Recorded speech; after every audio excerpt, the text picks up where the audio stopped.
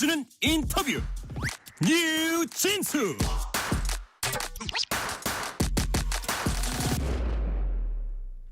요즘 자녀가 게임을 너무 많이 해서 걱정하시는 부모님들 많으실 겁니다. 세계적으로 이런 사례가 늘어나다 보니까 지난 2019년 국제보건기구 WHO가 게임 중독을 질병으로 지정하고 관련 코드를 발급했습니다. 이를 받아들일지 말지를 놓고 우리나라에서 논쟁이 뜨겁습니다. 최근 KBS 1TV 프로그램 더 보다에서 게임 중독은 질병인가? 라는 제목으로 취재 제작한 KBS 김기화 기자와 깊이 있게 얘기 나눠보겠습니다. 김기화 기자 어서 오세요. 안녕하십니까, 김기화 기자입니다. 자, 먼저 게임이라고 하면 이제 반감 있는 분들도 있고 즐기는 분들도 있잖아요. 네. 게임 산업 자체는 굉장히 지금 커졌죠. 네, 그렇습니다. 지금 게임을 즐기는 사람의 수가 굉장히 많이 늘어나 있는 상태인데요. 네. 혹시 지스타라고 들어보셨나요? G스타 저 들어봤어요. 예. 부산에서 열리는 이제 국제 게임 박람회입니다. 이게 뭐 하는 데냐면은 뭐 새로 나온 최신 게임도 발표하고 실제로 가서 한번 해보기도 하고 또 각종 게임 관련 이벤트도 열리는 게이머들의 축제라고 네. 불릴 수 있는 곳인데요. 이게 올해가 지금 벌써 뭐 21만 5천 명이 다녀갔다고 합니다. 오, 많이 갔다 왔네요. 굉장히 많이 갔다 오고 역대 최대 규모인데요. 예, 그만큼 이제 저변이 넓어지고 있다 이렇게 봐도 될 것 같습니다. 또 우리나라 게임 산업의 규모가 매출 규모가 20조 원대입니다. 20조 원. 예, 우리가 또 K-팝이 지금 뭐 세계를 선도한다. 네. 아니면 K-무비가 우리나라 한국 영화가 인기 많다. 이런 얘기도 하지만요. 실제로 게임이 우리나라 콘텐츠 사업의 수출 중에서 가장 큰 비중을 차지하고 있습니다. 네. 70%가 게임이에요. 콘텐츠 저 수출액의 70%? 그렇습니다. 와. 나머지 30%를 음악과 K-팝과 영화 이런 것들이 이제 차지하고 있는 정도인데요. 그만큼 문화적으로 산업적으로 커지고 즐기는 사람도 엄청 늘어났습니다. 수출 효자기도 하다는 말씀하셨고요. 그러다 보니까 자녀들이 게임 중독이 아닌가 이거 진짜 걱정되시는 분들 있을 겁니다. 네. 실제로 게임 얼마나 많이 하는지 이런 거 보여주는 통계 같은 거 있어요? 네, 있습니다. 이 한국 콘텐츠진흥원에서 나온 조사 결과인데요. 2023, 그러니까 지난해죠. 아동 청소년 게임 행동 종합 실태 조사가 네. 나왔습니다. 초등학교 4학년부터 고3까지의 청소년들을 싹 조사해봤더니 86.4%가 게임을 한다고 해요. 엄청 많이 하는 거죠. 네네. 대부분이라고 볼 수도 있겠는데 문제는 이 중에서 이 문제적 게임 이용군이 3.1%, 일반 이용자군이 71%였습니다. 자, 지금 말씀하신 내용 중에 문제적 게임 이용군, 일반 이용자군 어떻게 다릅니까? 네, 이 뭔가 문제군이라고 하면 문제가 있는 거라고 보시면 문제가 될 있는 것 것 같아요. 같아요. 맞습니다. 이름만 들어도 그런데 네. 우리가 이제 이른바 게임 과몰입 청소년이라고도 불러요.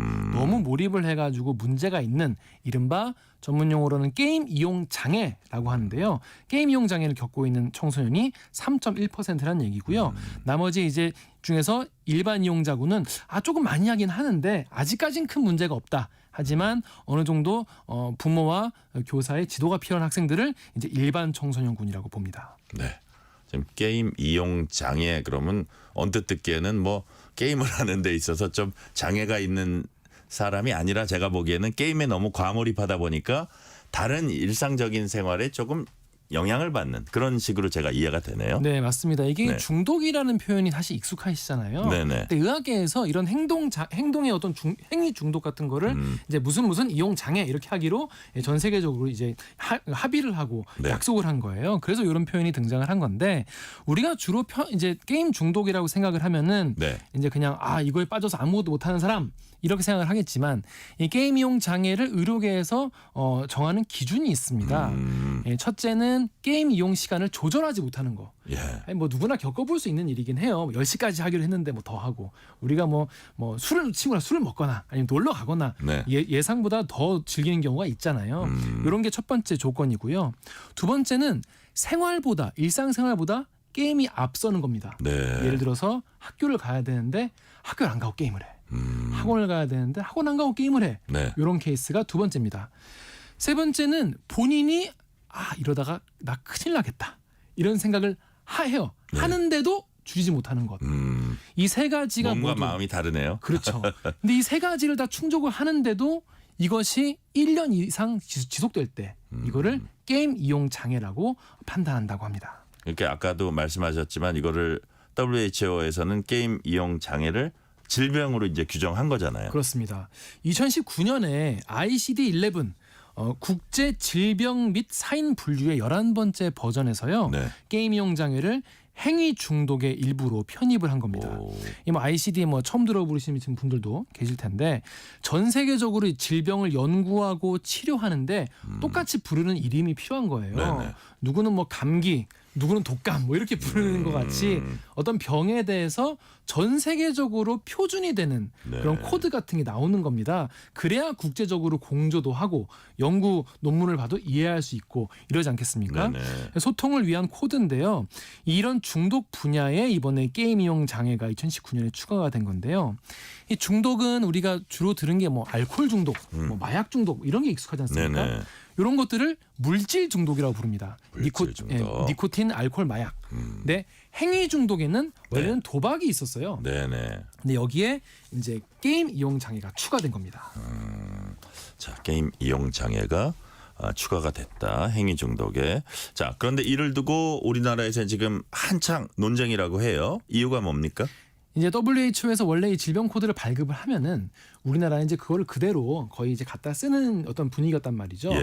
근데 이번에 굉장히 오랜만에 ICD-11 11번째 버전이 나왔는데 우리가 이거를 그대로 받아들일 것이냐 말 것이냐 이거에 대해서 논쟁을 하는 거예요. 우리 같은 경우에는 KCD 한국 질병 및 사인 분류 이렇게 있습니다. 네네. 이게 2030년에 개정해서 적용을 해야 되거든요. 근데 이제 초안이 이제 올해 아니면 내년에 나와야 돼요. 근데 거기에 이제 게임용 장애를 넣는 게 맞냐 아니냐는 이제 논쟁이 있는 겁니다. 생각해 보면 당연히 이 게임 업계나 뭐 게이머분들은 게임 이용 장애를 질병으로 등록하는 거를 좀 반대하는 입장이고 네. 또 정신의학계에서는 받아들여야 된다. 이런 입장을 놓고 지금 논쟁을 벌이고 있습니다. 이 게임 이용 장애를 아무래도 지금 우리나라가 좀 게임 이용 장애가 좀 더 문제가 많은 국가 중에 하나라고 합니다. 예. 그러다 보니까 이걸 시스템적으로 관리를 하려면은 코드 도입해야 된다. 이게 이제 정신의학계의 입장이고요. 또 게이머와 게임 업계는 이거 지금 게임을 많이 하는 건 사실은 다른 질병으로 인한 증상에 불과할 수 있다. 네.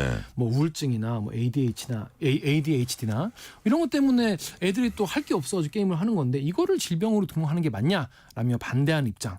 그래서 굉장히 지금 논쟁적으로 네. 이어지고 있습니다. 자, 진짜 게임 산업 쪽에서는 이거 정말 반대할 것 같아요. 그쵸. 이게 문제가 있는 어떤 하나의 질병으로 완전히 규정을 한다면 영향을 더 받을 수 있는데 어쨌든 지금 김기화 기자 얘기를 들어보니까 양측이 아직은 팽팽히 맞서고 있는데 뭐 어느 쪽으로 기울고 있다 뭐 이런 건 아니고 그냥 팽팽히 맞서고 있습니까? 이게 예를 들어서 뭐 예. 게이머나 게임 업계는 다 반대하고 의료계는 다 이게 맞다고 생각을 하면은 뭐 전문가들의 말이 맞지 않을까 이렇게 네. 생각할 수도 있는데요. 전문가 집단에서 좀 갈려요. 그렇습니다. 네. 그래서 아직까지 전 세계적으로 이 게임 중독, 게임 이용 장애가 질병인가에 대해서 아직까지 합의가 내려지지 않은 상황이라고 하는데 그러다 그래요? 보니까 뭐 이렇게 의사들이 아니다라는 집단 성명도 올리기도 하고 또 이제 제가 이제 이번에 하면서 의사 선생님들을 여러분을 만나봤거든요. 예, 예. 의견이 갈려요. 그래요? 이게 요즘 청소년들 같은 경우에 우리나라 청소년들 같은 경우에는 야외 활동을 하거나 뭐 놀이문화 같은 게 좀 많이 없단 말이죠. 그래서 대부분 아까 보시다시피 86%가 게임 하는데 네네. 그 중에서 너무 몰입하는 애들이 몇 나와. 그럼 이게 게임이 문제냐? 아니면 다 게임 하게도록 만든 사회가 문제냐? 예. 거기서 또 어떤 속사정이 있는지 다 따져봐야지. 게임을 많이 하는 것 자체를 질병화하는 것은 안 된다. 이거는 좀 성급하다. 이런 판단들이 나오는 겁니다. 그러니까 또 이런 그 지적을 할 수도 있어요. 뭐냐면 우울증, ADHD 이런 그 질병 증상으로 뭐 게임 이용 장애 이런 것들이 이렇게 서로 얽혀질 수도 있다. 이렇게 이런 지적을 할 수도 있잖아요. 그렇습니다. 그걸 이제 의사분들은 공존 장애 공존 장애? 얘기를 하시더라고요. 그러니까 우울증이나 아니면 고립감 아니면 뭐 굉장히 조울증이나 아니면 ADHD 이런 것 네. 때문에 게임에 더 빠질 수도 있고 근데 이런 경우에는 뭐 그러면은 우울증이나 이런 ADHD 고치면 되겠지라고 네. 생각해서 게임 업계나 이쪽 말이 맞다고 볼 수도 있지만 또 의사 선생님들은 아니다. 이런 거 없이도 게임 이용 장애만 있는 친구들도 있다. 네. 또 그리고 게임 이용 장애를 겪어서 굉장히 게임만 너무해서 일상생활에서 집중력이 떨어지고 ADHD가 발견된 경우도 있기 때문에 게임 자체도 독립적인 게임 이용 장애도 독립적인 어떤 병으로 보고 치료하는 게 맞다. 이런 입장들이 굉장히 지금도 논쟁으로 지금 이어지고 있는 상황입니다. 그래요. 어쨌든 WHO가 이제 처음 얘기한 건 2019년인데 그로부터는 5년이 지났는데 우리나라가 어쨌든 결정해야 될 건 한 5, 6년 남았다 그런 말씀이시고요. 네. 자, 우리나라는 이미 게임 이용 장애와 관련한 규제를 시행했습니다. 한때 이게 셧다운제라고 불렸었어요. 네, 그렇습니다. 우리가 이제 셧다운제라는 게 있었지라는 거는 알고 계실 텐데 네. 어떤 제도인지 정확히 모르시는 분도 계실 텐데요. 청소년들 같은 경우에는 자정부터 다음날 아침 6시까지 게임 못하게 하는 거예요. 네. 인터넷 게임을 못하게 막는 겁니다. 2011년부터 10년 동안 시행됐는데 이 청소년의 인권 문제 그리고 실효성이 있냐 과연 이게 이런 논란이 있으면서 결국 폐지가 됐습니다. 네. 이 도입될 때 논리는요. 애들이 게임하느라 잠 안 잔다 이런 얘기였어요. 수면 시간 부족. 실제 그런 측면이 좀 있지 않았어요? 뭐 저도 그렇게 밤새 게임해본 적이 있기 때문에 어떤 취지인지는 충분히 이해가 갔는데 네. 그 이후에 이제 관련된 연구가 이어졌습니다. 연구를 해보니까 과연 정말 아이들이 게임하느라 잠을 못 자나라고 조사를 해봤더니 네. 실제로 청소년들의 수면 시간에 가장 악영향을 끼치는 것은 학습 시간으로 조사가 됐습니다. 아. 네, 사실 어른들 입장에서는 공부하는 시간, 학습 시간은 다 알찬 시간, 게임하고 노는 시간은 다 쓸데없는 시간 이렇게 이분법적으로 사고하기 쉽잖아요. 밤새더라도 학습은 좋은 거고 그러니까요. 게임은 나쁜 거다. 네, 그렇게 볼 수 있는데 사실 그렇게 딱 무자르듯이 나눌 수는 없는 거니까 사실 이게 사실 실효성이 없다라고 봐서 결국에는 폐지가 됐었습니다. 그래서 사실은 우리가 이 게임 이용 장애 논란을 보면서 우리 청소년들에게 정말 어떤 놀이 문화가 있는지를 좀 되짚어봐야 된다 이런 목소리도 나오고 있습니다. 놀이문화. 네. 자, 게임도 그렇지만 요즘엔 SNS 또는 쇼츠 중독도 자주 언급이 되고 있어요. 맞습니다. 이게 어른들도 중독 많죠. 자기 전에 내가 뭐 60분짜리 뭐 영화나 드라마는 못 봐도 1분짜리 쇼츠 60개는 보고 자잖아요. 이런 분들이 많으실 텐데 게임 업계에는 그래서 아니 쇼츠나 이런 디지털 콘텐츠 얼마나 많은데 이런 것에 대한 거에 대해서는 질병화하지 않으면서 왜 자꾸 게임만 이렇게 몰아가냐 질병으로 몰아가냐 볼멘 소리가 나오고 있어요.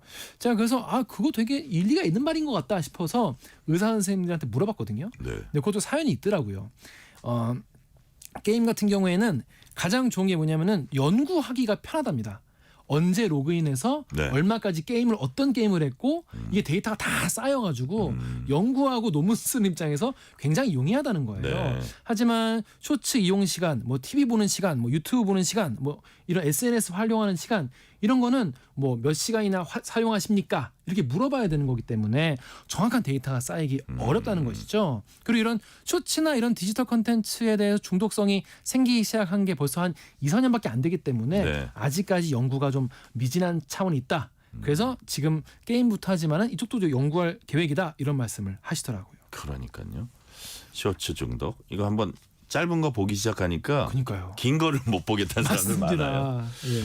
자, 그래서 이제 게임 이용 장애 걱정하는 청소년들을 치유하는 이런 캠프도 있다고 합니다. 어떤 게 있습니까? 네, 저도 이번에 알게 됐는데요. 네. 국립청소년 인터넷 드림 마을이라는 곳입니다. 이게 뭐냐면은 학생들을 뭐 한 20명, 30명 모아가지고 한 3, 4주 동안 합숙시키면서 네. 인터넷 끊고 스마트폰 끊고 예. 게임 끊고 또래끼리 모아놓고 그냥 이렇게 지내는 거예요. 지내면서 뭘 하냐면은 오전에는 상담 시간, 집단 상담 시간. 그래서 나에게 게임이란 무엇인가부터 해서 나의 진짜 꿈은 무언가, 뭐 가족이란 무언가 이런 거에 대해서 하고 또 오후에는 뭐 기타 칠 사람은 기타를 알려주고 운동할 사람 운동할 사람은 운동하고. 운동해주고 네. 뭐 미술할 사람은 미술하게 해주고 이런 식으로 게임 말고도 재밌는 게 너무 많다 이런 것들을 알려주는 그런 곳이었습니다. 네. 와, 그 견디기 쉽지는 않았을 것 같다는 생각을 하면서. 맞아요. 자, 그런데 그 청소년들이 게임 이용 장애를 걱정할 정도로 게임만 하게 되는 계기랄까요? 뭐 어떤 저 동인으로 해가지고 이렇게 게임을 몰입하게 됩니까? 제가 일단 의사 선생님들, 정신과 의사 선생님들 만났을 때는 네. 대부분이 이제 혼자 노는 학생인 경우에 집에서 혼자 노는 학생인 경우에 그렇게 많다라고 했는데 네. 직접 물어봤어요. 제가 한 3명 물어봤는데 이게 뭐 전부 물어본 건 아니니까 대표성이 뭐 있는 건 아니지만은 3명 모두 똑같이 부모님과의 시간이 적었습니다. 그래서 학교에서 돌아오면은 집에서 할 수 있는 놀이가 게임밖에 없는 친구들인 거예요. 그러다 보니까 부모님이 늦게 퇴근하고 돌아오시면은 게임 그만해 이제 공부해라고 하는데 이 친구는 이 안에서 요즘에는 혼자 하는 게임이 잘 없거든요. 네. 혼자 하는 1인용 게임에 중독되는 친구는 잘 없어요. 그 안에서 인간관계가 생긴 거예요. 예. 그 안에서 친구가 생기고 형 누나가 생기고.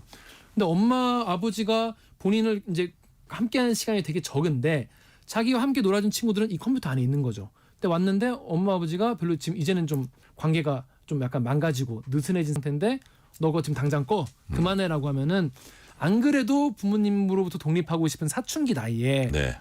나의 소중한 친구들이 있는 곳으로부터 끊고 이제 공부해라고 하면 반감이 생길 수밖에 없다는 거죠. 네. 그러다 보니까 이번에 제가 의사 선생님들한테 들은 말 중에서 이런 게 있었습니다. 모든 중독의 문제는 관계의 문제다. 그래서 그 관계가 파괴되기 시작하면 중독으로 빠지기 쉽다. 이런 말씀을 하셨는데 그런 케이스들이 굉장히 많아서 이건 좀 공통적이다라고 볼 수 있지 않을까 이런 생각이 들었습니다. 제가 지금 김기화 기자 얘기를 들으면서 두 가지 생각을 했어요. 저 관련된 두 가지 생각인데 하나는 부모가 애당초 자식들하고 이렇게 좀 잘 놀아주고 잘 조금 의미 있는 시간을 가지고 운동도 하고 같이 영화도 보러 가고 레크레이션도 하고 하면은 이런데 게임 중독 그 게임 과몰입할 가능성이 좀 낮아지겠죠. 그죠? 네, 더 맞습니다. 건전하게 할 수 있고 그런 측면에서 부모들이 좀 그런 것들을 고려할 필요가 있다는 거 하나. 다른 하나는 또 뭐가 있냐면 게임 회사 입장에서는 있잖아요. 그런 단체로 하는 이런 거를 개발함으로써 더 어떻게 게임으로부터 더 못 빠져나오게 하는 그 효과가 있는 거예요. 그래가지고 그 게임을 되게 부정적으로 보는 부모들 여러 명한테 제가 들은 얘기가 네네. 게임 회사들이 제일 나쁜 이유가 같이 거기서 관계를 지금 말씀하신 같이 하게 함으로써 도저히 빠져나올 수 없게 하는 그거를 노리고 있다. 뭐 이게 뭐 게임 회사가 이제 전략을 세울 때 어쩔지 모르겠지만 여튼 그렇게 말씀하시는 그 부모들도 많더라고요. 네. 그래서 그게 두 가지 측면을 갖고 있는 것 같아요. 그렇죠. 그게 이제 사실 게임 회사로서는 그게 어떤 비즈니스 모델일 수도 있고요. 네네. 또 그런 게임들이 많기 때문에 일각에서는 또 그러면 그만큼 게임 업계가 사회적 책임을 져야 되는 거 아니냐. 그렇죠. 어떤 식으로든지 간에 이런 목소리도 많이 나오고 있습니다. 근데 아까 이제 첫 번째로 말씀하셨던 부분이 재밌는 게 이번에 정신과 의사 선생님들한테 들은 얘기 중에 제가 또 인상 깊었던 게 처음에는 애들이 자기 얘기를 잘 안 한대요. 게임 네. 중독이나 게임 이용 장애로 찾아온 학생들이. 그런데 좀 친해진 다음에 이런 얘기를 꼭 물어본다고 해요. 너한테 그러면 정말 시간이 많이 주어지고 돈이 많아지면은 네. 넌 그럼 뭘 하고 싶니? 이게 물어보면은 애들이 저 부모님하고 어디 여행 가고 싶어요. 이런 얘기를 그래요. 하는 거예요. 그러니까 그 얘기가 좀 감동적이었거든요. 네네. 그래서 이 학생들한테 제가 똑같이 물어봤어요. 실제로 그런가 물어보려고. 그랬더니 한 친구는 자기는 스카이다이빙 해보고 싶다고. 이렇게 그래요? 얘기하는 너무 귀엽게 스카이다이빙 해보고 싶다고. 다른 친구는 자기는 부모님이랑 세계 여행 떠나는 게 꿈이다. 한 그래요? 친구는 부모님이랑 공원 가서 맛있는 거 먹는 게 꿈이다. 이런 얘기들을 해주더라고. 이게 우리가 사실 요즘에는 부모님들도 바쁘잖아요. 네. 일도 하시는 분도 많고 하니까 아무래도 좀 신경을 못 써주신 경우가 많은데 이런 여건들이 조금만이라도 학생들에게 갖춰진다면은 이런 게임 이용장이 좀 줄어들지 않겠나 이런 말씀을 하시더라고요. 김기화 기자 얘기 듣고 보니까 진짜 게임하지 마 이러고 혼낼 게 아니라 네. 더 아주 건전한 활용 방식을 부모가 같이 고민하는 그런 계기를 마련했으면 좋겠고요. 그러면 자녀가 게임 중독이다 이렇게 생각되면 어떻게 대하고 어떻게 행동하면 될까요? 부모 입장에서. 이거는 제 주장이 아니라 예, 선생님들한테 말씀 들은 걸 제가 이제 전문가들이 한 얘기를 제가 정리해 드리는 건데 앞에서 말씀드렸다시피 너가 하지 마라고 하면은 그 친구에게 가지고 있는 굉장히 소중한 관계를 너 끊어라고 하는 거거든요. 그러다 네네. 보면은 부모를 미워하게 되는데 모든 중독은 관계의 문제라고 했지 않습니까? 네네. 부모와의 관계가 파탄나거나 망가지면 안 되는 거예요. 그러다 보니까 이게 공통적으로 하는 말씀은 일단 따뜻하게 대해주고 공통 관심사를 재밌는 걸 늘려줘라라는 네네. 겁니다. 근데 아이들이 어떤 게임을 하고 뭘 재밌어 하는지 모르시는 경우가 대부분이에요. 네네. 그러다 보니까 제일 좋은 거는 같이 부모와 게임하는 거라고 합니다. 진짜로. 그래요? 진짜로. 그래서 같이 적당하게 해주고 이제 끝내자 이러면 되겠네요. 그렇죠. 끝내고 우리 다른 거 하자. 고기 먹자. 이렇게 얘기하는 거죠. 그러면서 친해지고 같이 게임 이야기를 하면서 관계를 복원하는 게 첫 번째. 네. 그리고 그 다음에 여행이나 스포츠나 음악이나 영화 이렇게 다양한 세상에 재밌는 놀거리가 많다. 물론 공부도 해야 되지만 이라고 살살살살 이렇게 데려가는 게 중요하다라고 합니다. 그러니까요. 자, 0419님이 게임 중독에 빠진 자녀를 데리고 정신과에 오는 부모들이 많아지는 것을 통해서 보니까 게임 중독은 질병이라는 데 공감되고 정책적으로 관리가 꼭 필요한 때라고 생각됩니다. 라는 의견 주셨고요. 근데 이제 같이 게임할 수도 있다고 했는데 현실적으로 부모님들이 같이 게임하기가 이렇게 쉽지만은 않잖아요. 맞아요. 이게 고기도 먹어본 사람이 잘 먹는다고 그러니까. 게임도 해본 사람이 하는 거기 때문에 보통은 이렇게 좀 노력하다가 실패하는 경우도 많다고 합니다. 네. 그럴 때는 애가 게임 하다가 네. 본인도 피곤한 순간이 온다고 합니다. 아, 그래요? 1시간, 2시간, 3시간, 4시간 하다가 본인도 피곤해. 그럼 그럴 때 이제 쉬러 나오잖아요. 예, 거실로 예. 나오면은 부모님이 그때 잔소리 한다는 거예요. 근데 그러면 안 된다는 거야. 그러지 말고 속에서는 부하가 치밀어 오르지만은 꼭 참고 아유 그래 고생했다. 맛있는 것도 챙겨주고 재미있었어 이렇게 얘기를 하고 이런 식으로 얘기를 많이 걸어주는 게 중요하다라고 합니다. 그래야 왜냐면 안 그러고 너 게임하지 마 컴퓨터 꺼 코드 빼 이러면은 아이들이 나간다는 거예요. 집 나가서 PC방 가면 뭐가 필요해요? 돈이 필요하죠. 네. 돈 필요하니까 친구한테 돈 빌려. 그러다가 못 갚어. 그러다가 이제 혹시 비행을 저지르거나 네. 범죄까지 가면은 정말 그때는 돌이킬 수가 없기 때문에 집에서 있을 때 계속 같이 따뜻하게 대해주면서 공감대를 늘려가는 것이 가장 기본이다 이런 말씀을 하셨습니다. 그러니까 실제로 김 기자가 게임 이용 장애 겪고 있는 청소년 봐도 그런 게 느껴졌다 이거죠. 그렇습니다. 제가 직접 가서 어머님이 보시자마자 눈물을 흘리시더라고요. 네. 저도 좀 놀랐는데 중학교 2학년이에요. 중학교 2학년인데 1학기까지만 해도 굉장히 성적이 좋다는 네. 아이였어요. 그런데 갑자기 뭐 어떤 특정 게임을 하다 보니까 막 게임하면서 막 욕도 하고 네. 이런 식으로 굉장히 관계가 멀어졌다고 걱정을 많이 하시더라고요. 근데 제가 학생도 만나봤는데 대화를 잘 안 하려고 해요. 집에만 계속 있고 학교를 안 가고 이런 경우도 있었습니다. 네. 오늘 김기화 기자 얘기를 듣고 보니까 그 자녀가 게임에 빠지려고 할 때 자, 부모와 자녀의 관계를 복원하고 다양한 그 활동을 할 수 있다는 거를 체험할 수 있게 해주면 가장 좋은 해결책이 될 것이다. 이런 말씀 해주셨습니다. 여기까지 말씀 듣겠습니다. 지금까지 얘기 나눈 김기화 기자의 더보다 게임 중독은 질병인가 하는 KBS 홈페이지와 유튜브로 다시 보실 수 있습니다. 지금까지 KBS 시사제작국 김기화 기자였습니다. 김 기자 감사합니다. 고맙습니다. 퇴근길 당신과